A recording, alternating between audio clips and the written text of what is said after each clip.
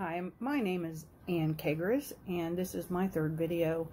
And this is my autism room, basically. This is my room where I collect things, and I just love what I love. And some of the things that I love are Marvel and classic horror movies.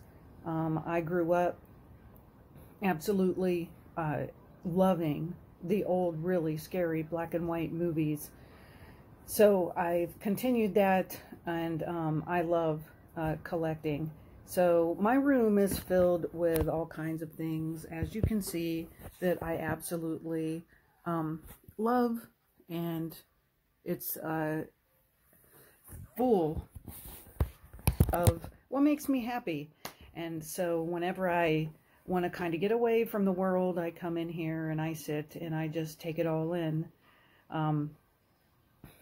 But I wanted to get together today to just talk a little bit more about myself, because I just touched on it a little bit in the first video. And when I used to go around and speak on autism, I used to be able to talk quite a bit about my story. And so I've not been able to do that in quite a while. So I thought maybe in some of these videos coming up that I would be able to just touch a little bit on who I am. And when I first got diagnosed, when I was, this is talking way back when I was 5 years old. And they didn't really call it autism back then. This was 5432, I was 51 years ago. So, yeah, I was in kindergarten, and what they did know was that I was different. And there were other things that were wrong. My kindergarten teacher, right off the bat, was the one who figured it out. She told my parents that I needed to see a neurologist or something, because I was just different than the other kids in the class. For one thing, I didn't play a lot with the other kids. I was pretty quiet. I stuck to myself. And then I had some other things as well that were going on. I had talked a little bit about it before, but I didn't have the retention and the comprehension of things that that people were saying around me, and my eyes kind of didn't converge, which they didn't know back then, why I saw things differently, why I drew things differently. My diamonds had ears on them, and all of this, I guess, kind of meant something way back then. And so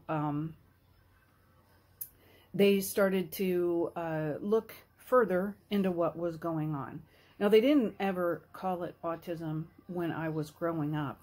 To me, they didn't say that that's what was wrong. And I think part of the reason was that I was such a great masker.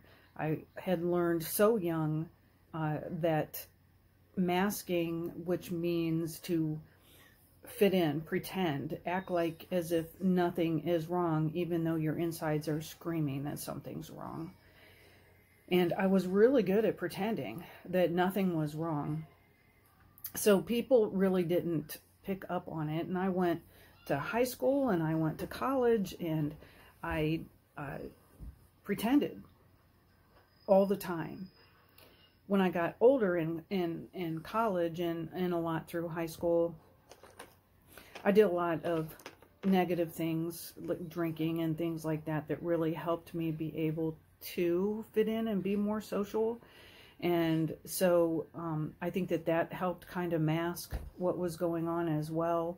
But in reality, I really was that kid that just wanted to stay in the corner and be left alone and not really talk to anybody, which probably a lot of my family or people that were, knew me when I was younger, before I started drinking and things like that, would have said, yeah, she was that kid that didn't interact with anybody in the family.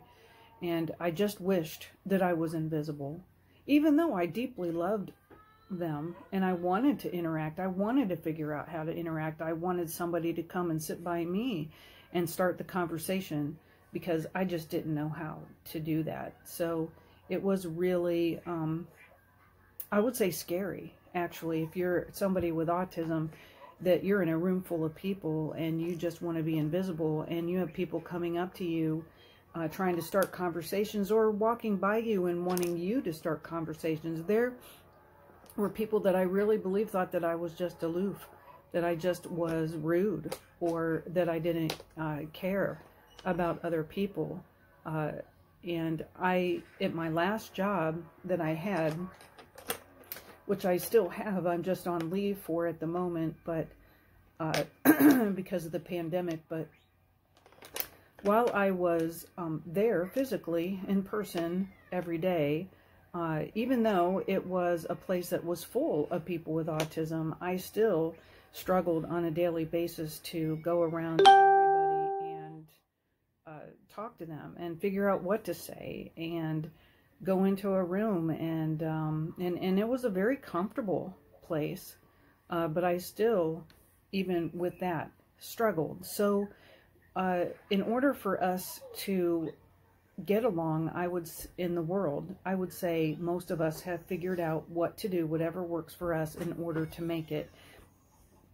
Having somebody know that we have autism helps, because they can help bridge the gap that we can't go, that extra step or two, that whatever we need to, in order to have that friendship or just a relationship. There were so many people that I just walked away from, and I wanted to say something. I would put it through my mind all day, like, oh, I should have said this, I should have done this. How do I be friends with people? How do I go to this party and interact? How do I have relationships? And it's kind of funny, because the Big Bang Theory really touches on this, and I have a shirt with Sheldon trying to, I don't know if you know that, like, friendship kind of, I don't know what it is, like map that he put on a board, and he's like, what to do, if yes, go this way, if no, go this way, trying to figure out how to be friends with somebody, how to interact with somebody. And I actually go through that in my mind. When I was a journalist for a newspaper for several years, I went into interview mode, and I was really great at being able to interview other people. But as soon as the question was reversed back on me, I just I didn't know what to say.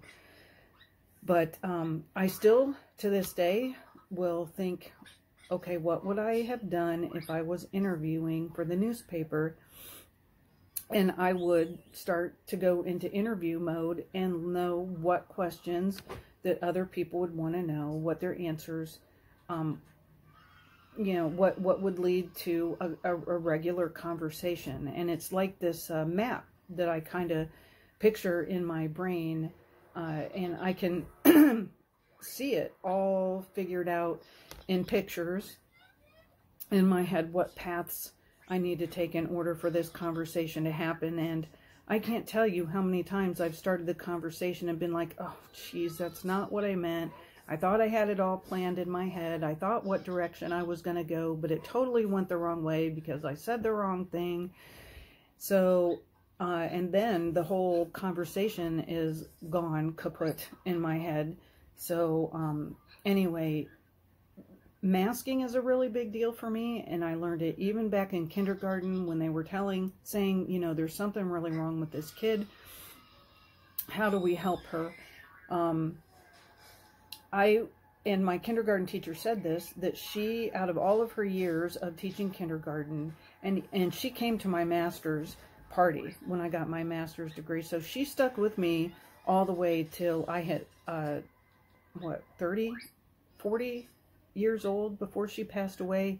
She stayed in a relationship with me, and because she was there in those early days and helped my parents and helped me get on the right track.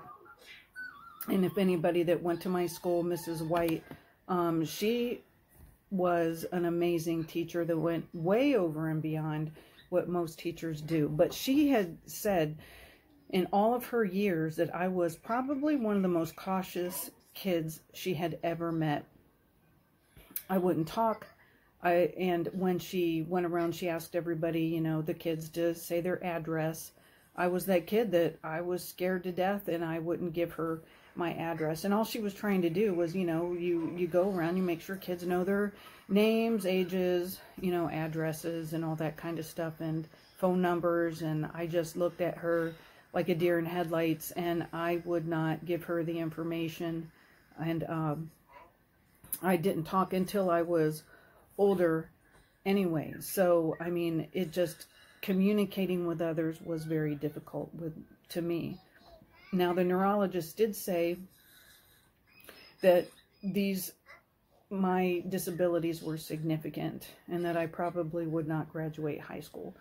But as you all know, because I've shared it, I did get a master's degree. So, even though things were different for me than somebody else's path, we all kind of figure it out. I think that we all do. And I hope to continue to share those things with you. And welcome to my autism room, because this is probably one of the most, the best places that I could be and that I could share this. And it's an environment where I feel that I can tell you whatever. So it makes me a pretty happy person. But anyway, I'm trying to keep these pretty short, and I'll keep doing them. And I've had a really great response so far, so I am going to keep going. So thank you very much, all of you, for all of your support.